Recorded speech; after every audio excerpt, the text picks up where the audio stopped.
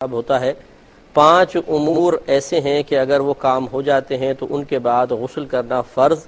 یا بعض فقہا جیسے لکھ دیتے ہیں واجب ہے۔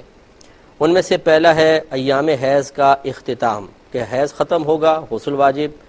اسی طریقے سے نفاس، جو بچے کی پیدائش کے بعد بلیڈنگ ہوتی ہے، اس کے بعد ایک عورت پہ سمجھ لیں وقتی طور پہ ناپاکی طاری ہوتی ہے،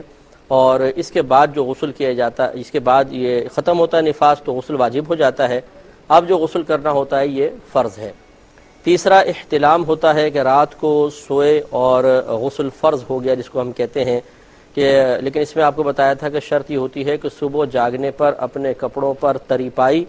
اور غالب گمان یہ ہے کہ یہ احتلام کے قطرات ہیں، خارجی اور پانی وغیرہ نہیں ہے، تو پھر اس پہ غسل واجب ہوگا۔ چوتھا آپ کو بتایا تھا کہ دخول ہے، یعنی انسان زندہ انسان کے ساتھ اگر تعلق جیسے تعلق زوجین ہوتا ہے، قائم ہوتا ہے، اس میں چاہے ڈسچارجنگ ہو یا نہ ہو، اگر دخول ہے تو پھر اس میں فوراً غسل واجب ہو جاتا ہے۔ اور پانچواں ہوتا ہے کہ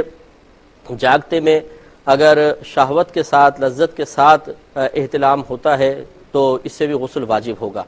لہذا اگر کسی نے وزن اٹھایا اور ویسے قطرات نکل گئے بالفرض تو اس پہ غسل واجب نہیں ہوتا،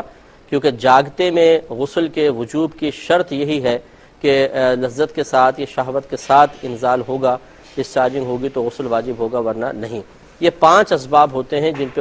جن کی وجہ سے غسل فرض ہوتا ہے۔ اب یہ خیالات غلط ہیں کہ یہ چھپکلی بدن پہ گر گئی تو غسل واجب ہو گیا،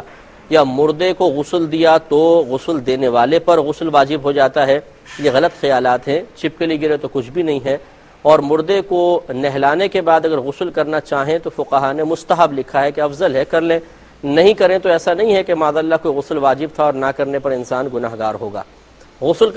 جب غسل واجب ہو جائے تو تاخیر نہیں کرنی چاہیے، کیونکہ نبی کریم صلی اللہ علیہ وسلم کے فرمان عالی شان کے مطابق جس گھر میں کوئی جنبی شخص ہوتا ہے اس گھر میں اللہ تبارک و تعالیٰ کی رحمت کے فرشتے نہیں آتے ہیں۔